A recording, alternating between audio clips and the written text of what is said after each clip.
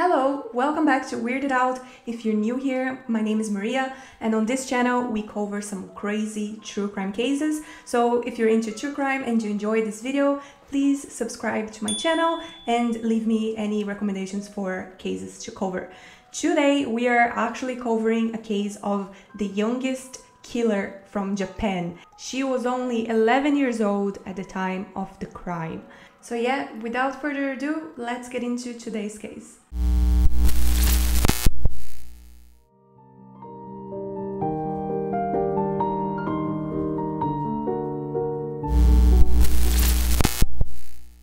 So if you haven't heard the name Nevada Ton, this is a nickname given by the internet for a 11-year-old Japanese killer.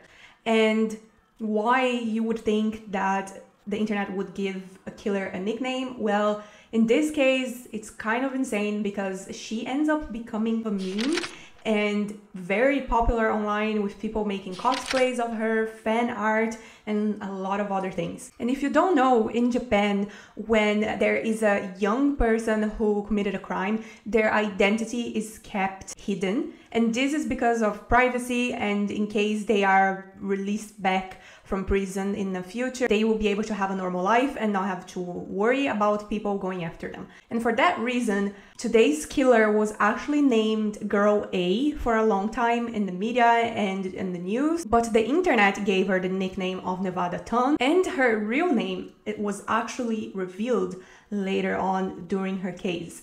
So even though she was supposed to be kept private, everyone knew her real name.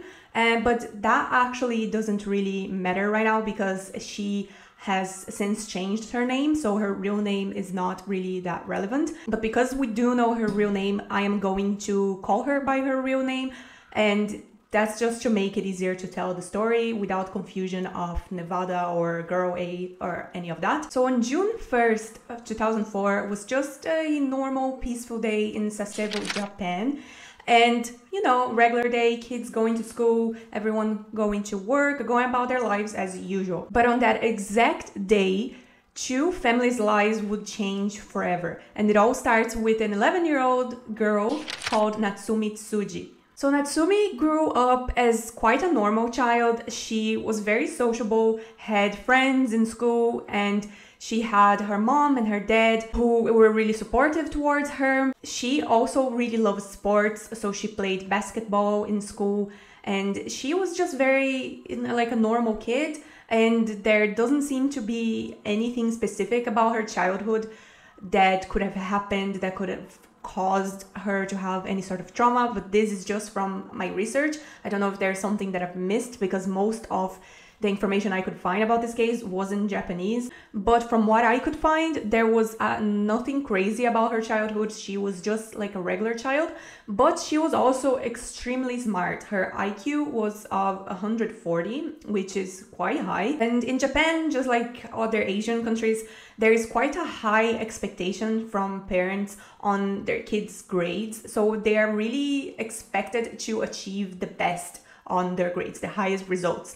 And Natsumi was the top of the class. She always got the best grades. She was, like I said, extremely smart, and she initially had no issues in school. But because of her really loving to play basketball and being on the basketball team, her grades started going down a little bit. And again, I don't have confirmation on exactly how bad her grades were going down. But anyways, her mom decides to pull her out from the basketball team because she wants her to focus on her studies and for her grades to increase.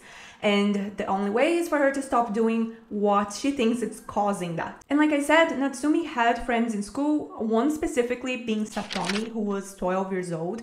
Satomi and her were really close. They would go to school together, and they were also on the same basketball team and on the same classroom in school. So they're super close friends, like normal young kids are. They have their best friends that you hang out with all the time, and that's what Natsumi and Satomi were for each other. And because Natsumi had to stop playing basketball, she would have a lot less social interactions with other kids. So she didn't have that after school activity anymore. And now that she had to focus a lot on her studies, she would spend a lot of her time in her room studying. And she would often get really bored because, of course, if you're in your room 24/7 and you have to study all the time, you need a break, right? Your brain can't go through that for hours. You can study on and on again without a break. So she started developing a few hobbies, and one of them was watching horror movies. She got really, really addicted to watching horror movies. She would watch them all day, every day. And it didn't even matter how gruesome they were. It didn't bother her at all. She would really enjoy it. And her favorite horror movie and also her favorite novel was Battle Royale. So if you don't know, Battle Royale is a Japanese movie, which is actually really good. It's one of my favorites. And the story behind it, it's about 42 ninth graders who are sent to this island and they're supposed to fight each other. Whoever survives wins. So yeah, the whole goal of the movie is that they have a mission that's to kill each other until there's the last one standing, and that last person will be able to leave the island. Natsumi also started really liking a TV show called The Monday Night Mystery Theater, and this TV show is also quite gruesome. It's about this protagonist who tries to solve a different murder in each episode, and every single episode is different. There's a different killer, different victims, and they're all pretty gruesome. But Natsumi wouldn't miss an episode. She would watch it every single week. And again, she loved it. The gruesomeness wouldn't bother her at all. She actually found it really fascinating. So as you can probably tell, she spent most of her time in her room on the internet and watching movies because basketball used to be kind of like her happy place. This was basically replaced by the internet. And now that's where she would spend her whole time, and that's where she would chat with her friend Satomi as well, because she couldn't join her on the basketball team after school. So they would chat online, which is quite normal, especially for that time when the internet is just picking up and people are starting to chat a lot. I'm sure everyone remembers the stage where we would just sit on our computers after school on MSN and text all our friends. So similar to that, she would just sit on her computer, study, watch movies, research about those movies, and talk to her friends on messages. At that time, there was a Japanese website platform that was getting really popular among kids and teenagers, which was called Cafesta. This platform was kind of like a social media, but a little bit different from what you would think it is now. It's more of something where you can create your own profile, but you could also have sort of like a blog. You would make posts on it, and kids could create their own cute avatars as well to use as like their profile pictures. And it's just a fun website where you would make a profile about yourself and post about your interests, and other kids would also be able to comment on your posts, leave messages on your board, and you could also instant message them. So Natsumi created her profile, and that's where she would chat with her friend Satomi, who also had a profile on this website. But with all of this kind of lack of real social interaction, Natsumi started changing a lot. She started developing a little bit of a temper. She would just get really angry at everyone for any reason. So if you said something to her that bothered her, she would just freak out about it on an extreme way. She would even start having fights with other kids in school. And there was even an occasion when she threatened another kid in school with a box cutter. In Japan, it's actually quite common for kids to have box cutters in their pencil case because they used it to like sharpen their pencils. You will see that the box cutter will actually come back into play later on. So yeah, but there's not a lot of information about this situation, this fight that she had with the other kid and the reason why she threatened him with a box cutter. But yeah, it happened and nobody done anything about it. You know, should have brought the kid to a psychologist. I don't know, done something, because if your kid is threatening another kid with a box cutter, that is not normal. And because of how much Natsumi was changing, her mom ended up allowing her to go back to the basketball team. But Natsumi went for a few days and then she just decided that she didn't want anymore. And she told her mom that she just didn't want to play with her friends anymore. So yeah, she starts isolating herself from her friends, from school, and from even her family. Every time that they would try and talk to her, she would only give one-word answers, and she didn't seem interested at all on talking to any of them. And she would just go and spend time in her room and mostly updating her little profile website and watching her horror movies. She also starts posting fanfiction about Battle Royale, and on those fanfictions that she wrote, the characters that she used were very similar to her friends from school. So she was kind of using their similar characteristics and names, and it seems like it was a way for her to release kind of that anger that she had for them for some reason. So she would imagine those scenarios that she was in this Battle Royale movie and of ways that she would kill them to get rid of them in the movie, right? And she would also start posting recipes for magical potions. I don't know how relevant that is. There's not a lot of information about this. It's just mentioned that she starts talking about magic potions. And all her friends knew about this, knew about what she was posting online, because again, it was a shared platform, kind of like a social media. So they all knew each other's profiles. They could see what each person was posting, and they could also comment on it. The comments that she starts getting and messages that are posted on the message board will end up being her motivation for killing her own friend Satomi. But why would she kill her friend? That's crazy, right? They're so close. They're best friends. One day they actually have a fallout. Satomi and Natsumi are going to school together, and Satomi is carrying Natsumi on her back, so like giving her a piggyback ride.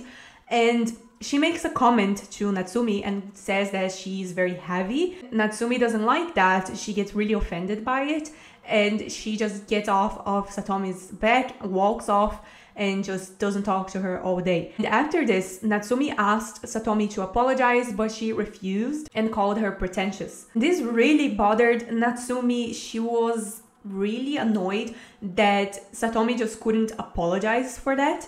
But that wouldn't stop there. Satomi would keep making really mean comments about Natsumi on her website, and also she would post on message boards saying mean things about Natsumi, and all the other people, all the other friends would do the same. She would make comments again about Natsumi's weight, and she would call her like a goody goody and many other things.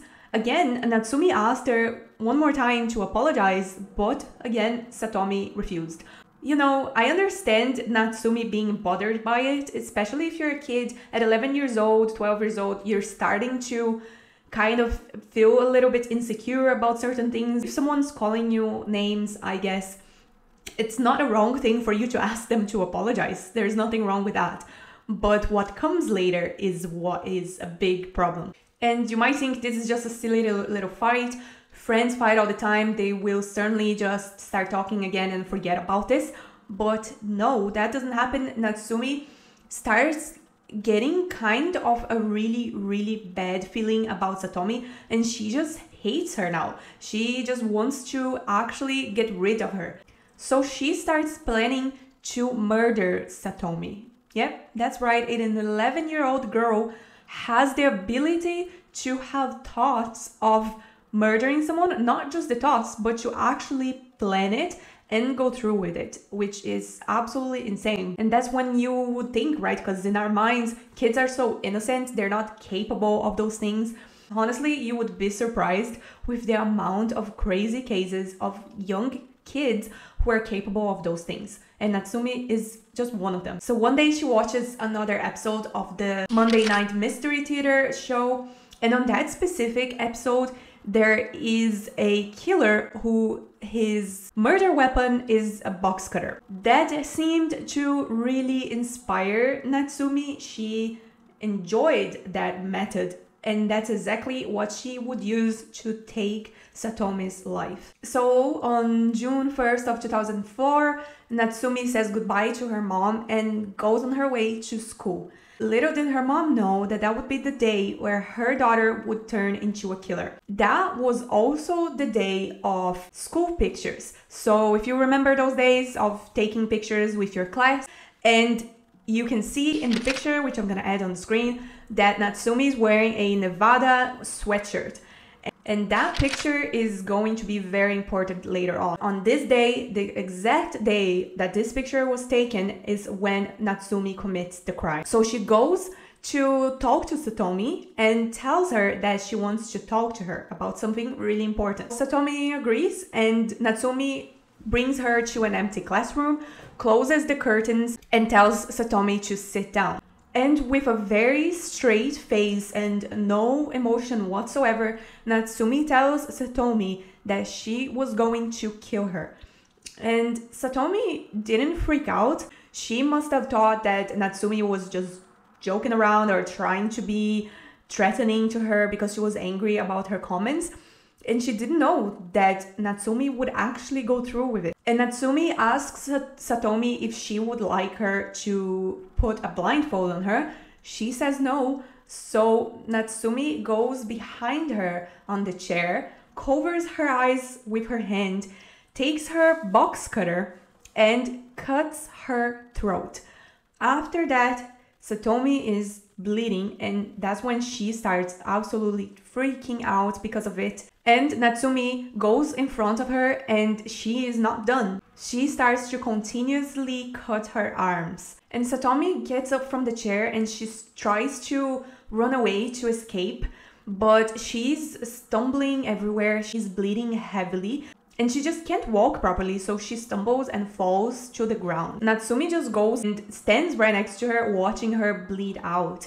Natsumi even kicks her in the head to make sure that she's actually dead when she goes unconscious. And when she verifies that she's not waking up, she takes her box cutter with her face and body full of Satomi's blood and walks towards her classroom. So she stops at the doorway of the classroom. Her teacher, of course, is absolutely horrified at the scene. She's seeing one of her students full of blood, and she thinks that Natsumi hurt herself somehow. So she asks her, what happened? What's wrong? Are you hurt? And Natsumi just blatantly tells her, this is not my blood. I done something really bad. The teacher freaks out and starts looking for Satomi because she realizes that she is the only kid that didn't come back from the lunch break. So she goes with other teachers to find her, and she finds her laying on the ground in that empty classroom. At that moment, Satomi was in critical condition, but she was still alive, and the teachers called the ambulance, called the police, and also called Satomi's dad to tell him the horrible news. Straight away, he gets on a taxi and rushes to the school, and it's so horrible that he has to get a phone call from a school to tell him that his daughter is dying because she was attacked by her own friend, her classmate. So when the ambulance arrives, it's actually too late by then, and Satomi unfortunately is gone. And her dad had to see that horrible, gruesome scene of his daughter, and of course he was in disbelief. He even tells an interviewer later on that Satomi was everything to him. Satomi's mom had recently passed away from cancer. It was only her dad, and her two siblings, and she was the youngest one, and the other two siblings were both boys.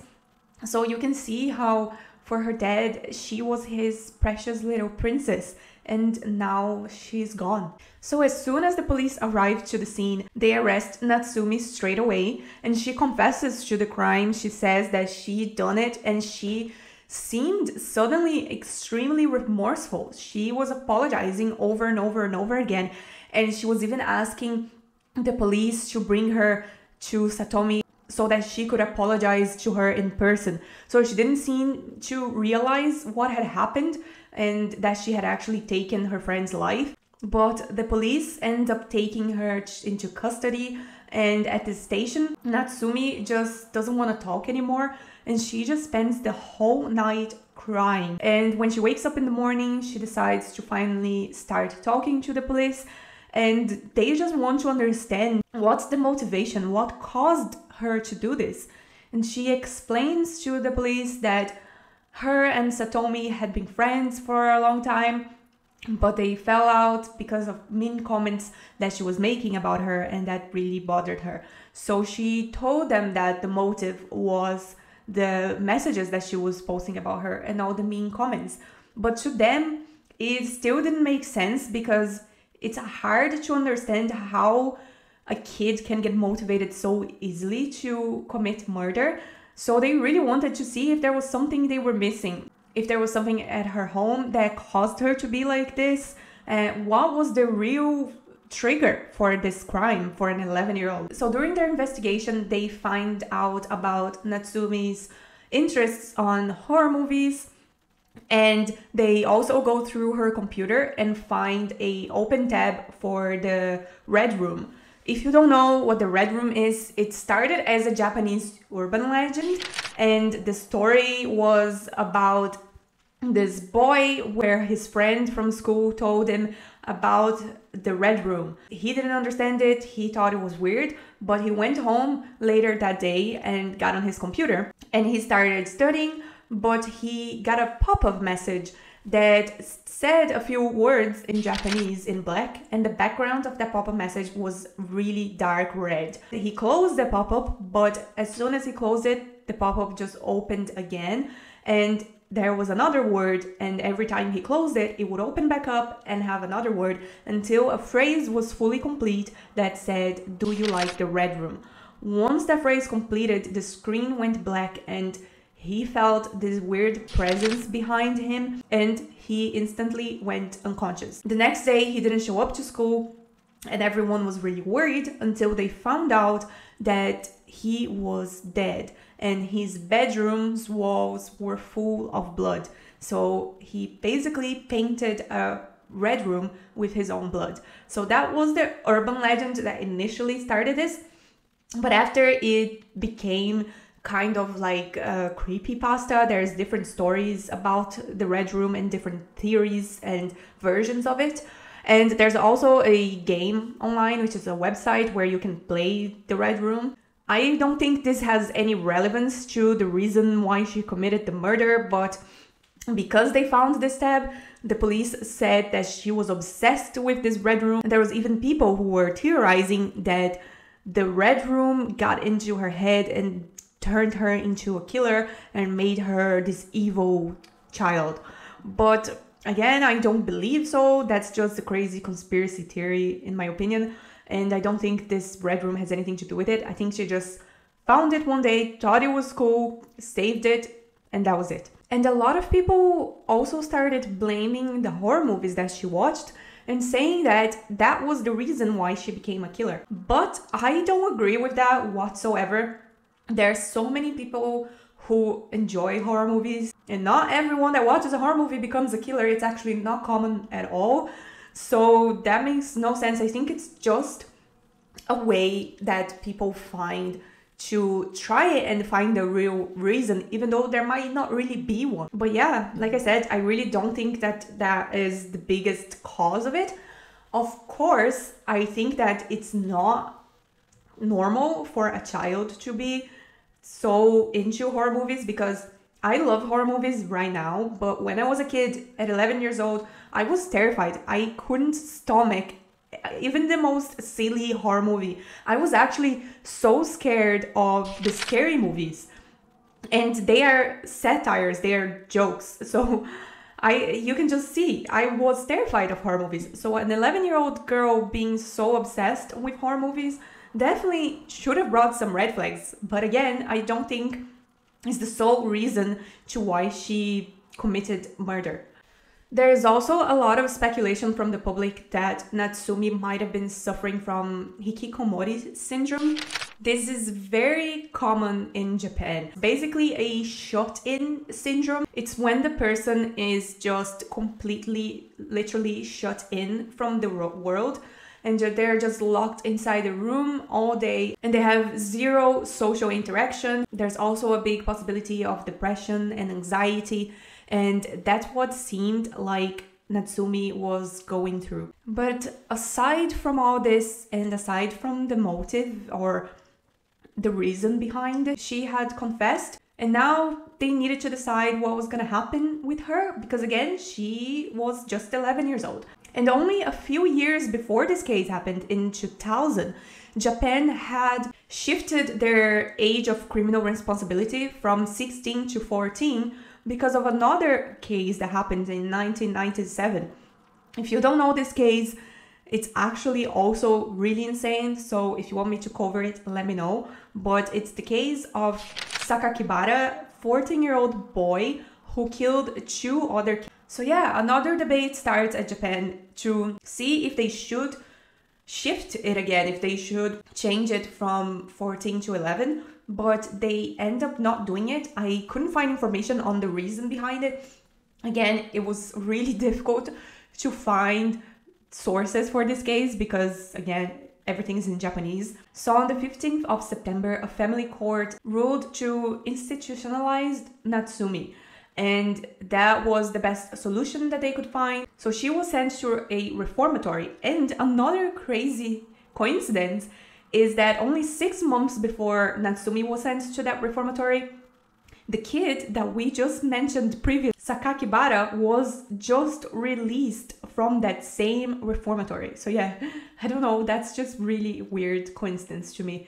But yeah, that's where she went, and despite her crime, she was still awarded with a school certificate. And the reason behind this is because they wanted her to have the ability to have a normal life once she was released. And, you know, not a normal life, but a chance for her to re-enter society. So her father accepts her certificate, and in 2013, that's when Natsumi was fully released. She has since changed her name, and her family moved to a different place in Japan, and there is no information about her. There are quite a few rumors of people who say they know her and people who say they are like connected to her or her family somehow, but there's no real actual proof of what's going on in her life. And I think that's a good thing. I don't think that the media should be going after her to see what's going on in her life.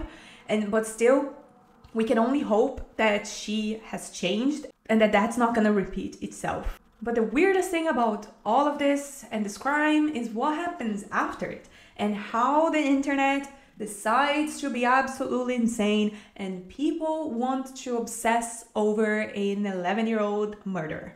So, yep, remember that picture that we talked about on the day of the crime when she was wearing the Nevada sweater? So as soon as the internet got access to that, that's when all of the crazy memes start.